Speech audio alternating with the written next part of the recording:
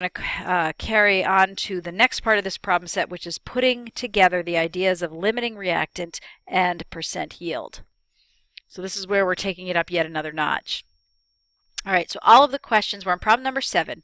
All of the questions in this problem involve the following unbalanced reaction. Okay, so I'm telling you this is unbalanced reaction, and this is really important. We need those coefficients.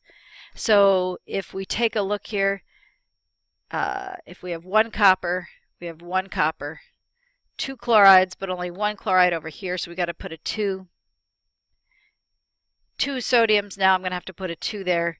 So this works out to 1, 2, 1, 2 as your coefficients. Here's the question. It says, what is the limiting reagent if 15 grams of copper 2 chloride react with 20 grams of sodium nitrate? So what we're telling you here is that you go to the pantry and you find that you have only 15 grams of copper chloride on hand, and you have 20 grams of sodium nitrate on hand. So you want to know which one's going to run out first. That's what we mean when we ask what is the limiting reagent. So to do this, going back to the first tutorial in this series, the first thing you have to do is you have to take your quantities given, 15 grams of the CuCl2, and we're going to convert that to moles. Right? So it turns out that 1 mole of CuCl2 has a mass of 134.5 grams. So when we do this math, we get 0.11 moles of CuCl2. All right, now we're going to do it for the 20 grams of sodium nitrate. 1 mole of sodium nitrate has a molar mass of 85.0 grams of NaNO3. And so here we come out to 0.24 moles of NaNO3. Now to figure out the limiting reactant at this point, you can't stop here. You have to divide each of these mole quantities by the coefficients from the balanced equation. So dividing the copper chloride by 1, we of course are going to get 0.11. And dividing the 0.24 by the coefficient of 2, we're going to get a 0.12. So since 0.11 is smaller than 0.12, we are now moving forward as if the copper chloride is our limiting reactant. So the answer to this first question, who is the limiting or what is the limiting reactant, is CuCl2. Will be limiting, and we'll have an excess of the copper chloride.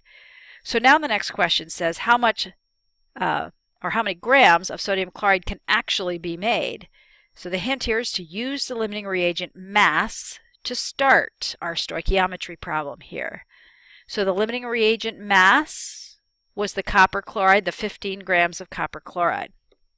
So 15 grams of copper chloride is where we're starting, and what we're trying to find is the mass of sodium chloride that we can make if we use all 15 grams of copper chloride. So this is a 3-step stoichiometry problem. It turns out that 1 mole of CuCl2 weighs 134.5 grams. Now we want to use our coefficients from our balanced equation. We have 2 moles of NaCl.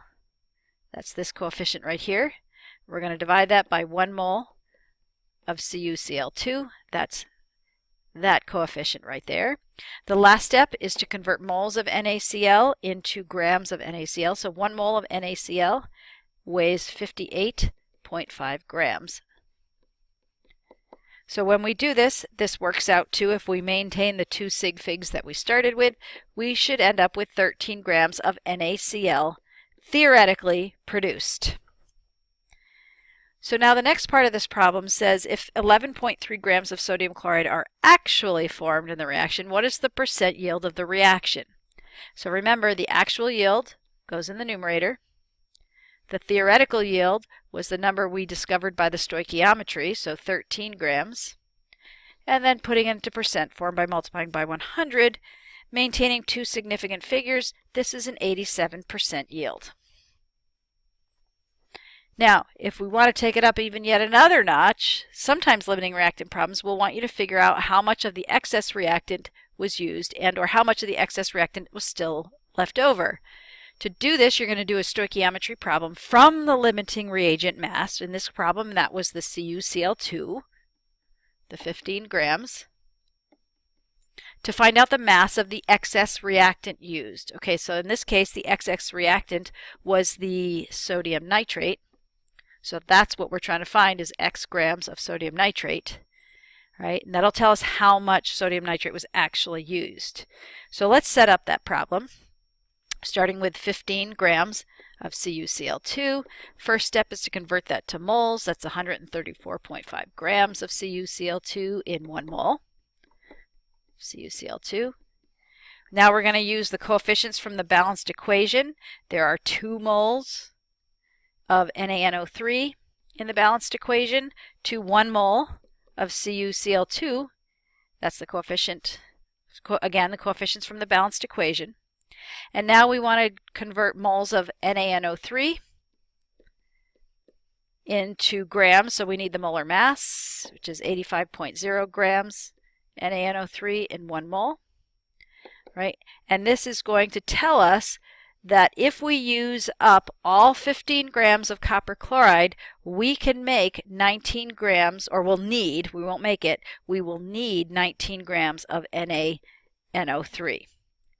So that's how much will be used along with the 15 grams of the copper chloride. Now remember, they told us in the original problem that we needed 20 grams, or that we were given 20 grams of sodium nitrate. I'm going to go back up to the top and show you what I'm referring to. Right up here at the top. 20 grams of sodium nitrate was our original supply of sodium nitrate on hand. So we're going to go back down to the problem below.